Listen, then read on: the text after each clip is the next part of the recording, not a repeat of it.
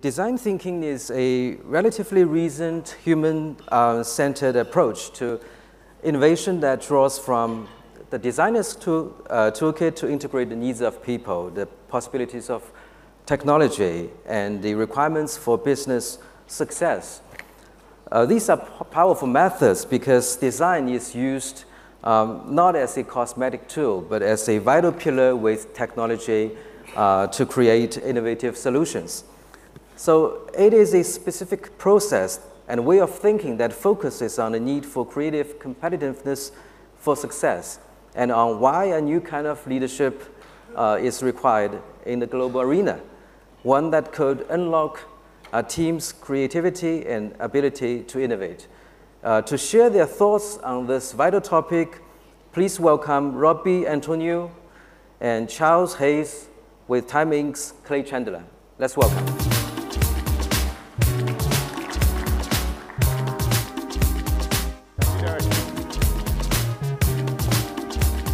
Please. Thank you. So we've been talking all morning about technology, but at Fortune we are firmly committed to the idea that innovation is more than just technology and too important to be left only to technologists, scientists, and engineers. So today in this panel we're going to talk about another vital component of what it takes to be genuinely innovative, and that's design and design thinking. Now, a lot of times when people think about design, they think about making stuff. They think about fancy furniture or objects. But over the last 20 years, thanks in part to the founders of Charles's firm, certainly in the United States, we've evolved our thinking about what design is and come up with this term that everybody uses now quite often in management in the United States, which is design thinking. And it's a term that's applied not only to objects, to spaces, to places, but also to processes, any task that involves a degree of complexity. And many firms are finding that that approach is actually becoming not just a way of improving your packaging, your logo, the aesthetics of your business, but it's becoming vital to their competitive strategy. And as we talk to our Fortune 500 companies, we've discovered that there's a kind of a logic to this, that in an age when the two most dominant trends are digitization and globalization, that the old barriers to entry that used to protect big Fortune 500 companies, things like having a big supply chain and monopolizing that, monopolizing your distribution network and having the big key accounts, having a famous brand, being able to raise lots of capital, those things are melting away and they're being commodified. So what companies are discovering is that what's really left in this age of AI and global supply chains is the thing that connects you directly to your customer. The ability to empathize with who that customer is, to understand them and show them with the products and services that you deliver that you truly get them and love them. And that's what design and design thinking are all about. So we've got two fantastic experts in that approach here with us today. And I thought maybe I'd start with you, Charles, and maybe talk a little bit about how design and design thinking as a core part of strategy has evolved over the last decade or so. Sure. And where we are right now. Yeah, happy to. Yeah, maybe I'll just spend a half a minute going a little bit further back than the 10 years. But as Clay mentioned, I think a lot of the traditional design discipline and craft has come from the area of industrial revolution, really, and this focus on operational efficiency. And the role of design really in that era was to create products, to style and create aesthetics for products that would enable mass production, would enable consistency and distribution in many cases through global markets. And as we move into the 21st century, I think as Clay was mentioning, particularly with the advent of digital being something that isn't kind of an add-on to many businesses, but is becoming ubiquitous or fundamental to the way businesses think about how they move forward, that is creating a tremendous amount of disruption. It's also adding a lot of complexity to the way you think about designing products, services, environments, experiences. There are data trails on everything. Everything can be tracked. Insights can be created. And so it's quite a formidable landscape to be thinking as a CEO or an executive team about how to navigate that new world. And so design thinking really is a methodology, as Clay mentioned, that takes and puts at the center need.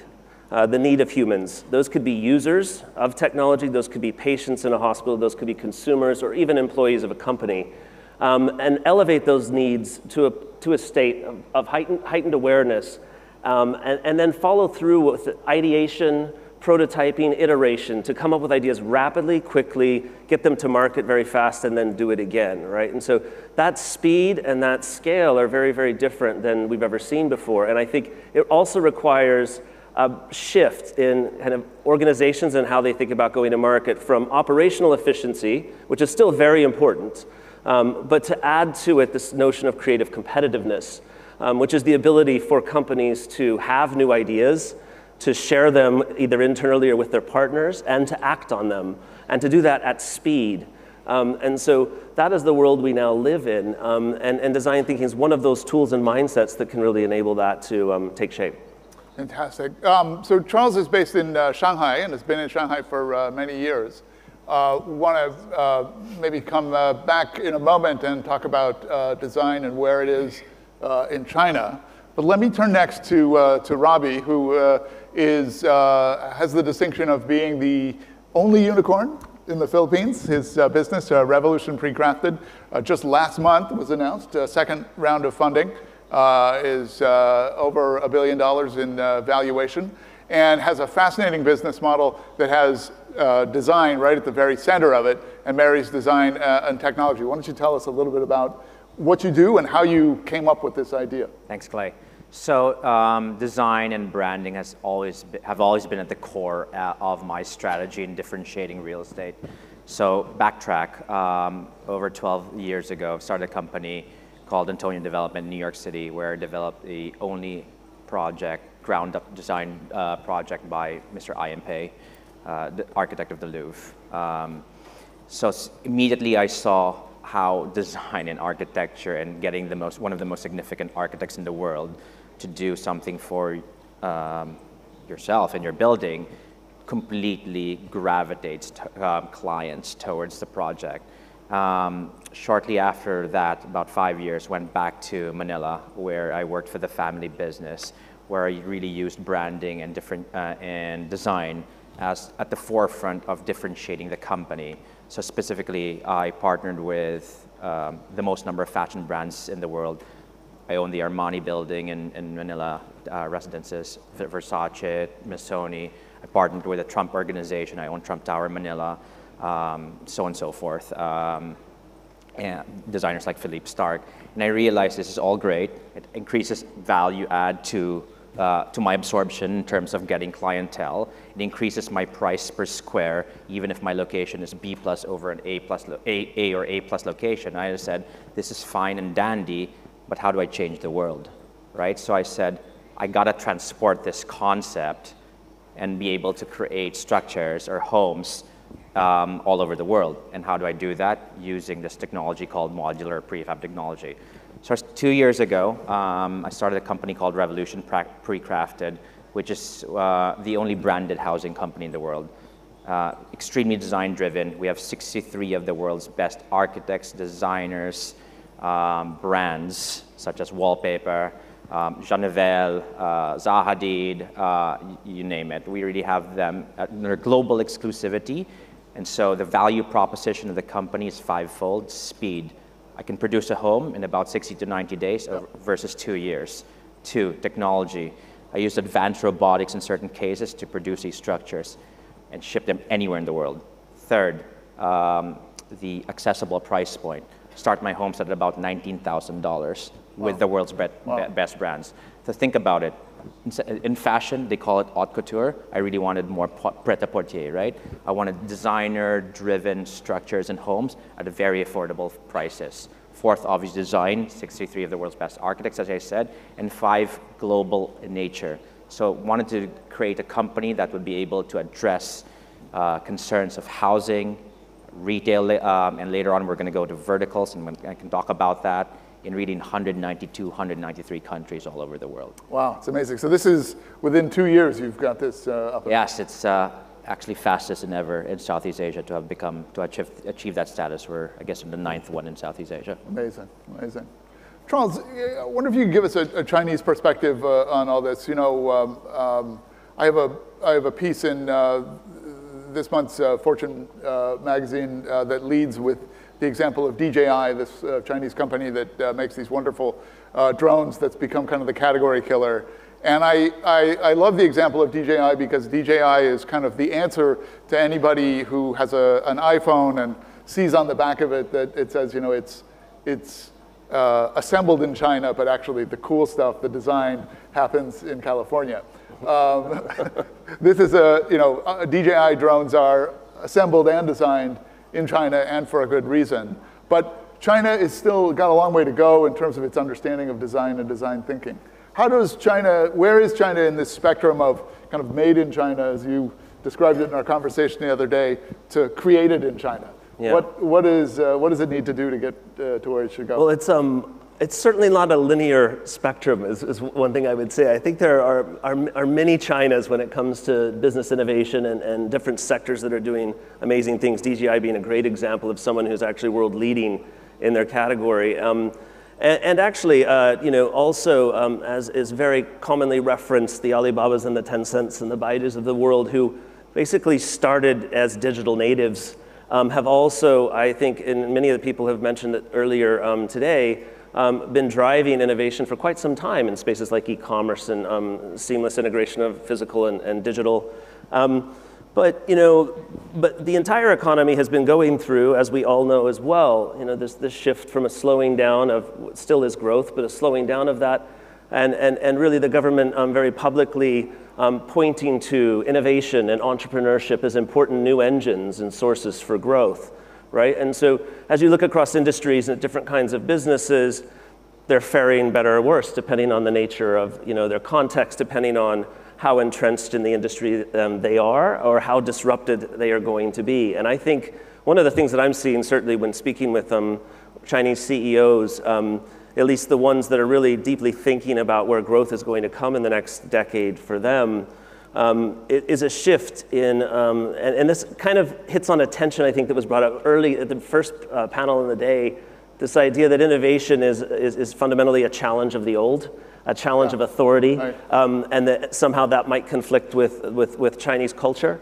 And so I think one of the things that I've been very encouraged by are Chinese CEOs who are fundamentally thinking of their role as not the person at the center that must, as the CEO, have all of the answers to everything and be able to kind of look into and predict the future, but someone who is very, very good at asking different questions and asking the right questions, and then enabling a much wider group of people to do, to deliver on answering that question. And I think there's a really important kind of power, trust that needs to kind of be given at some level with CEOs and executive teams to enable those people to go out and create a more agile organization, an organization that has its finger on the pulse of the market and can capture the right kind of insight and iterate at speed. And all of that, typically, some of the times I've seen it really come up against a challenge is when you have a senior decision maker where all things still need to go through them at all points. And digital just doesn't work that way and requires a different kind of collaboration. That's a fascinating insight, because I think anybody here who has dealt with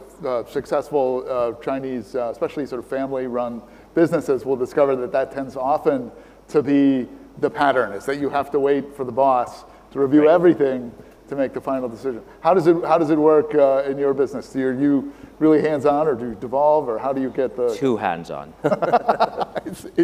Way too much. Even shortly before the green room, I was reflecting about issues at the office. But yeah, I mean, the greatest thing about being an entrepreneur is you drive your own destiny. Yeah. Right? So I listen to everyone, but ultimately I make the decision. And so whether it's something that's ops-driven, even up until the interiors, I need to give my blessing before a product is launched. Design is immensely important, integral of a critical success factor to the company and our differentiated feature, as well as our IP. So I need to be able to protect our IP, right? So if someone wants to say, buy a Lenny Kravitz design house from us, I want to make sure that the actual process and the fundamentals of that particular structure is actually addressed, right, in terms of the design, and delivered exactly as consumers expect, or at least 99% of that. Interesting. So you work with a lot of Chinese CEOs at Tsinghua in the executive education program that you're developing there. Tell us a little bit about that and how you engage with them and what kind of feedback you get from. So it's a program that is just we just announced it about a month ago. It's launching actually in January. Our first cohort of Chinese executives. It's a new program. I think it's very, very unique and one of a kind, particularly in China and possibly even globally, in that it's a one-year executive education program for Chinese executives, CEOs, that we're doing in collaboration with Tsinghua's School of Finance and also their Academy of Art and Design. So it's a three-way partnership, and it means that we all bring something very strong to the table that adds something to the dialogue around the intersection of business, creativity, design, growth, and change. And so it's a program we're very excited about getting going, and it explores a lot of the issues I think that have been raised today. Certainly technology is one of the most important. The intersection of design and technology is critical. So looking at all of those new sectors, the fourth industrial revolution, really exploring that in detail, actually even spending some time with the executives in Silicon Valley and having an exchange there from east to west and west to east is also an important part of the program. And so we see that as almost it's kind of if you will, a top-down strategy to creating a broader awareness for the power of design and the strategic role it can play in business in China. I'd say the other side to that is more of the bottom-up approach, which is looking at other forms of education, whether it's traditional design craft and really encouraging more concept and ideation-driven kind of ways of thinking versus just the hard skill crafted design. But it's also in introducing design thinking into MBA and engineering and other programs where traditionally people don't think of themselves as designers, but the design mindset is just as relevant to those roles as well. Yeah, I mean, urban planning, that sort of thing, also tremendous potential applications there as well. If people have questions, certainly want to open it up to that if there's interest from the floor. But Robbie, I wonder if you could say a little bit about your own sort of global expansion plans and where you are selling most of your work right now, and then specifically talk about China. Do you see this as a promising market for your design-driven strategy? So let me delve into sort of why I created the business as well. So obviously I did not start the prefab industry. I in fact called the company Precrafted, so it's coined very differently from the word prefabricated, just because we really pre-craft our structures way before it. While all of these suppliers mostly catered to B2C, I wanted to cater to the opposite. I actually supply developers and landowners. Tremendous demand everywhere, globally, really, probably over 100, increase from over 100 countries, but it's extremely difficult to actually fulfill all those orders. So what I really do is, because we have to study the sites, get permits, and so on and so forth, but to do that in bulk for developer or landowner is easier if I have to supply 1,000 in a specific site, right? So, I was inspired by the likes of Nathan, right?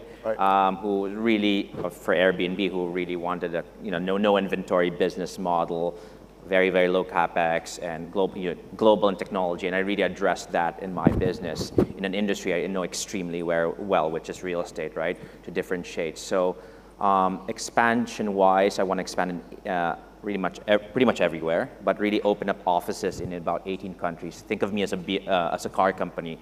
At the end of the day, I can't tell them to come to whatever X country I'm in. They need to see these homes, and I want to open up offices and create showrooms for these landowners, developers to see. B2B first, and then B2C. And then later on, supply B2G. I mean, while every developer is competing against themselves and trying to obliterate themselves, I'm agnostic. I supply to everyone who basically is interested in our product. And I'm looking for strategic partners who are very much like-minded, who believe design and design democratization is important to them. And at the end of the day, my pitch is always pretty simple. What is your budget? If I can beat it, and I can do it in 3 months, and I have the world's best architects, would you get me? And usually 99% of the time, everyone says yes. So it's kind of too bad we don't have a video or a presentation we could show, but I would encourage everyone to kind of get on the website and look at Revolution Precrafted, their website, and see some of the examples of the things that you wouldn't really think of them as prefabs if you looked at them. They're amazing, wonderful housing units, really stunning designs that look like they would be pretty exciting to live in. But I'm going to put you on the spot here, yeah. Specifically about China. So you're talking about winning on cost partly. That's a big part of your strategy. China's a tough market to win on cost, and you're really hanging a lot on the integrity of your kind of intellectual property, these designers and these brands. Other people that have been selling on the basis of their brands in China have run into this trouble of counterfeiting, of fakes, of people kind of doing knockoffs of what they do. Is that an issue for you, and how would you be able to protect yourself in a market from somebody that would come in with a lower cost, something slightly similar to what you're doing? Sure, I think that's really the main reason why I have not entered China yet, okay. To be quite frank. But to find a strategic partner, maybe I will produce it here, yeah. most likely, right? At the end of the day, I want to save on shipping costs, right. custom duty stacks, right. and other costs that would be relevant and apropos whether if I ship it from somewhere else. So partnering with someone here and having clientele here and really having a strategic partner here is such an important part of the medium-term strategy, in fact. Huh. China's the holy grail, right? And so I'd like to penetrate it ASAP. So right now, most of your sales have been Southeast Asia, South America, North America. I'm really pretty much spending a lot of time really talking to the mega developers or home builders all across the globe as either as partners or clients. Huh. Interesting. Very interesting.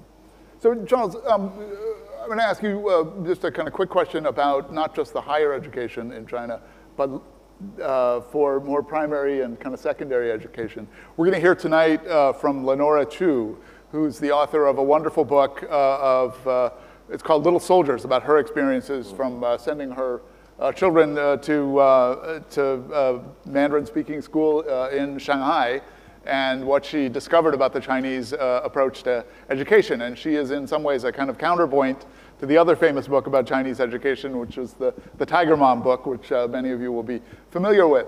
So there is this debate that Confucian education and this kind of emphasis on exams is not necessarily a great thing for people to be design thinkers.